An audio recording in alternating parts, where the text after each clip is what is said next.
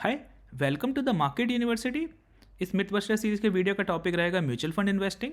इसमें हम mutual fund industry का कोई नेगेटिव एनालिसिस नहीं कर रहे, जैसा कि टाइटल से लग रहा होगा, लेकिन ये जानने का प्रयास करेंगे कि कैसे कॉन्ट्रा व्यू लेकर हम अपने इन्वेस्टिंग को बेटर कर सकते हैं। म्यूचुअल फंड सही है। म्यूचुअल फंड सही है। अरे, म्यूचुअल फंड्स में एसआईपी कर। ये लाइनें आपको जानी पहचानी लग रही होंगी। इनको आपने कई जगह देखा होगा या आपने टीवी पर सुना होगा। तो ये कोई गवर्नमेंट इनिशिएटिव या फाइनेंशियल अवेयरनेस को लेकर कोई सोशल कैंपेन नहीं है, ये एक मार्केटिंग कैंपेन है जो कि स्टार्ट किया गया था 2017 में एएमएफआई के थ्रू, म्यूचुअल फंड इंडस्ट्री के प्रमोशन और डेवलपमेंट के लिए। ये एएमएफआई क्या है? एएमएफआई है association of mutual funds of India. तो ये एक सेल्फ रेगुलेटरी बॉडी है जो कि म्यूचुअल फंड इंडस्ट्रीज़ को प्रमोट करती है, डेवलप करती है, रेगुलेट करती है। इसके ज़्यादातर मेंबर्स म्यूचुअल फंड कंपनीज ही हैं। अब चूंकि ज़्यादातर मेंबर इसके म्यूचुअल फंड कंपनीज ही हैं और ये म्यूचुअल फंड इंडस्ट्री के डेवलपमेंट के लिए काम करती है, तो इसका मकसद भी रहेगा कि म्यूचुअल फंड इंडस्ट्रीज़ के बेनिफिट्स को प्रमोट किया जाए, इसमें लोगों को अवेयर किया जाए और लोगों को इसकी तरफ आकर्षित किया जाए। लेकिन क्या आप कोई भी एडवर्टीजमेंट देख के उसके प्रोडक्ट्स एंड सर्विसेज तुरंत खरीद लेते हो या अपना सारा इन्वेस्टमेंट उसी में कर देते हो? नहीं। आप अपनी ज़रूरत देखते हो, आप अपनी परिस्थिति देखते हो और आप देखते हो कि क्या ये मेरे लिए बेटर रहेगा, उसके एवेल्यूएशन करते हो और उसी के बाद उसमें अपने आप को कमिट करते हो। तो यहाँ भी हम वही करने की कोशिश करेंगे। तो आइए कंपेयर करते हैं mutual funds versus self investing. आप में और हम में से ज़्यादातर लोगों ने होटल्स में खाना ज़रूर खाया होगा। उसमें खाने में हम देखते हैं कि दो तरीके से वहाँ प्राइसिंग होती है, एक होता है बुफ़े और एक होता है आला कार्टे। बुफ़े के अंदर आपको एक फ़िक्स मेन्यू को एक फ़िक्स प्राइस पे दिया जाता है, जबकि आला कार्टे में आप अपनी पसंदीदा डिशेज़ को अलग से ऑर्डर कर सकते हैं। बुफ़े के अंदर आपको कई सारी डिशेज़ हो सकता है पसंद आएँ, कई ना आएँ, जबकि आला कार्टे के अंदर आपको जो चाहिए होता है आप सिर्फ वही ऑर्डर करते हो। सेम होता है mutual funds versus self investing में। म्यूचुअल फंड्स के अंदर आपको बहुत सारे एसेट्स को एक साथ पैकेज करके दिया जाता है, उसमें से कुछ आपको अच्छे लगते हैं, बाकी आप उसकी स्कीम में पैकेज में ही लेते हैं। जबकि सेल्फ इन्वेस्टिंग में आप अपने हर एसेट को पिक एंड चूज़ कर सकते हैं, जब चाहे उसे बाहर निकाल सकते हैं, जब चाहे उसे अंदर ला सकते हैं। इसमें छोटा सा डिफरेंस ये होता है कि बुफ़े के अंदर आप कोई एडिशनल फ़ीस पे नहीं करते, लेकिन म्यूचुअल फंड्स के अंदर आप एक मैनेजमेंट और एडमिनिस्ट्रेशन फ़ीस पे करते हैं, जो कि इसे एक्सपेंसिव बना देता है कंपेयर टू यदि आप वो सारा काम खुद करें। देखते हैं म्यूचुअल फंड्स के कुछ बेनिफिट्स जो कि मार्केट किए जाते हैं। तो एक आता है डाइवर्सिफिकेशन। तो म्यूचुअल फंड्स का कैंपेन किया जाता है कि म्यूचुअल फंड्स की स्कीम डाइवर्सिफाइड होती हैं across industry, across investment type, geography और स्टाइल। यानी कि जो स्कीम्स हैं उनके अंदर जो कंपनीज उन्होंने ली गई हैं वो बहुत सारी इंडस्ट्रीज से बिलोंग करती हैं, वो बहुत सारे इन्वेस्टमेंट व्हीकल्स आते हैं उनके अंदर, वो कई सारी जोग्राफीज़ में हैं और आप उसमें ग्रोथ वर्सेस वैल्यू दोनों टाइप के स्टॉक्स हैं, या लॉन्ग टर्म और शॉर्ट टर्म की जो प्रेफरेंस है उसके अकॉर्डिंग उन्होंने स्टॉक्स रखे हुए हैं। लेकिन यदि आप देखें, आप सेल्फ इन्वेस्टिंग के थ्रू यदि आप ये सारे ऑब्जेक्टिव्स अचीव कर सकते हो, आप हर इंडस्ट्री से उसका लीडर पिक करके या इंडस्ट्री के कुछ चुने हुए कंपनीज को ही चूज़ करके आप अक्रॉस द इंडस्ट्री डाइवर्सिफाई कर सकते हो। इंडस्ट्रीज़ का नंबर हंड्रेड्स में नहीं होता, ये ज़्यादा मुश्किल 10 या 12 इंडस्ट्रीज़ होंगी जिसमें आप इन्वेस्ट करना चाहोगे।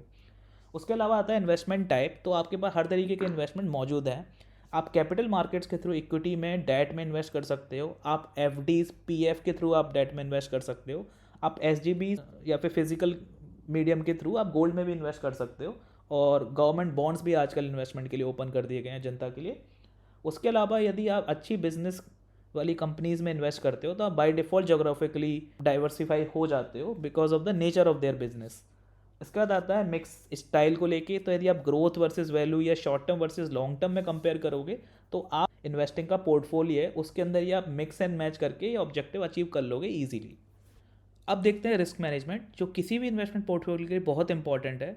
और इसके लिए माना जाता है कि चूँकि म्यूचुअल फंड्स किसी प्रोफेशनली द्वारा मैनेज्ड हैं तो उनका रिस्क मैनेजमेंट बहुत ही अच्छा होगा। लेकिन ये रिस्क मैनेजमेंट किया जाता है डाइवर्सिफिकेशन के थ्रू, जिसको अभी अभी हमने डिस्कस किया।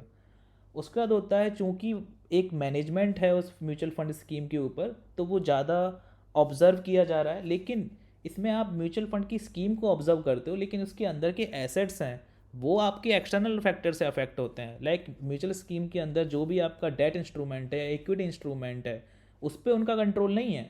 एसेट्स को कंटिन्यूसली मॉनिटर करते हैं, उनको थोड़ा सा पोर्टफोलियो रेजिक जिसको बोला जाता है वो करते हैं, लेकिन उसकी फ्रिक्वेंसी भी उतनी ज़्यादा नहीं होती है। उसके अलावा म्यूचुअल फंड्स के ऊपर कंस्ट्रेंट्स होते हैं अपने म्यूचुअल फंड स्कीम के कैरेक्टरिस्टिक को फॉलो करने के लिए। यदि आप इन्हीं सारे ऑब्जेक्टिव्स को अचीव करना चाहें तो आप डाइवर्सिफिकेशन जो अभी अभी हमने डिस्कस किया था वो करके आप ये रिस्क मैनेज कर सकते हैं। जब आप मैनेजमेंट आप किसी दूसरे पे भरोसा कर रहे हैं तो अपने इन्वेस्टमेंट के लिए आपसे अच्छा मैनेजर कौन हो सकता है। इसके बाद आता है कि चूंकि एसेट्स की क्वालिटी और उनकी वैल्यू एक्सटर्नल फैक्टर्स पे अफेक्ट करती है, तो आप उसको सेल्फ इन्वेस्टमेंट से ले रहे हैं या फिर उसको वाया म्यूचुअल फंड्स ले रहे हैं, उससे फ़र्क नहीं पड़ता। एक मिसकंसेप्शन है इन्वेस्टिंग प्रोसेस को लेके। तो म्यूचुअल फंड को माना जाता है कि इसकी प्रोसेस बहुत ही ईजी है, इसमें आपको डीमैट नहीं खुलाना पड़ेगा। ऑल्दो आप डीमैट के थ्रू भी म्यूचुअल फंड्स में इन्वेस्ट कर सकते हो। ये इंडस्ट्री एक रेगुलेटेड इंडस्ट्री है, तो इसके लिए सारी प्रोसेस बहुत ही क्लियर हैं। और अब केवाईसी वगैरह के थ्रू बहुत सारे म्यूचुअल फंड्स को आप सेंट्रलाइज किसी एक इंटीग्रेटर से भी खरीद सकते हो। लेकिन आज के टेक्नोलॉजिकल एडवांसेस के बाद ये सारी प्रोसेस इवन डीमैट अकाउंट्स में भी हो चुकी हैं, तो अब वो प्रोसेस भी इतनी डिफ़िकल्ट नहीं रही हैं जो इसमें ब्लॉकर बने आपके लिए। और डीमैट की कॉस्ट भी उतनी ज़्यादा नहीं रही है जो कि आप म्यूचुअल फंड्स की फीस इसमें ऑलरेडी पे कर दोगे। अब म्यूचुअल फंड्स के रेगुलेशन है वो स्कीम पे एप्लीकेबल होते हैं, बट उसके अंदर के एसेट्स हैं उनके लिए सारे गवर्नेंस और रेगुलेशंस अलग हैं। यदि आप उनको सेल्फ इन्वेस्टिंग से लेंगे तो भी वो गवर्नेंस उस पर एप्लीकेबल रहेंगे, तो ये वाला फैक्टर भी यहाँ पे उतना वैल्यूबल नहीं रह जाता। किसी भी एसेट की एक और इम्पॉर्टेंट क्वालिटी होती है लिक्विडिटी, यानी कि तरलता, यानी कि आपको उस एसेट को बेच के उसका कैश कितनी जल्दी अवेलेबल हो सकता है। तो म्यूचुअल फंड्स यूनिट्स हैं वो कहती हैं कि डेट फंड है उसको आप 1-2 दिन में रिडीम कर सकते हो। इक्विटी फंड्स की यूनिट्स को आई थिंक 3 या 4 दिन तक में रिडीम कर सकते हो।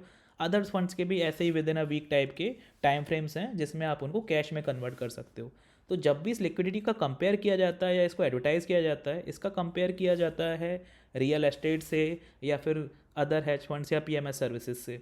लेकिन आपकी सेल्फ इन्वेस्टिंग में यदि आप equity markets and fixed income markets पे फोकस करते हो, उनसे कंपेयर करोगे तो आपको लिक्विडिटी उसमें ज़्यादा बेटर मिलेगी। तो आखिर में देखते हैं कॉस्ट एंड टैक्सेस को। सो म्यूचुअल फंड्स में कॉस्ट जो होती हैं वो मैनेजमेंट और एडमिनिस्ट्रेशन फीस होती हैं जिसका कंपैरिजन किया जाता है other customised financial advisory services से। सो चूंकि वो कस्टमाइज सर्विसेज हैं तो उसकी कॉस्ट म्यूचुअल फंड से ज़्यादा रहेगी। म्यूचुअल फंड्स हैं वो मास में डिस्ट्रीब्यूट किए जाते हैं तो इनकी कॉस्ट कम रहेगी। लेकिन अगेन एसेट एलोकेशन की क्वालिटी और कस्टमाइज सॉल्यूशन भी उसी लेवल के मिलेंगे आपको।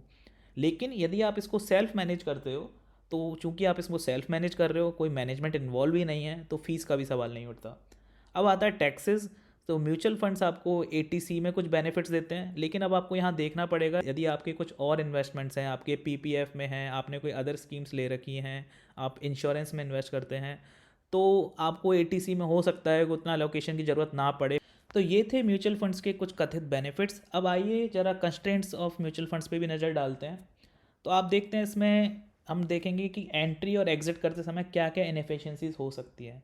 तो जब म्यूचुअल फंड्स में एंट्री करते हैं या म्यूचुअल फंड्स आपकी अंडरलाइन एसेट्स को खरीदता है, तो उस समय जैसे कि आपने हिंदी में एक कहावत सुनी है कि गेहूं के साथ घुन भी पिसता है, तो सारे एसेट्स उतने क्वालिटी के नहीं होते, उसमें से कुछ बहुत अच्छे एसेट्स होंगे, कुछ अच्छे होंगे, कुछ बहुत बुरे भी होंगे।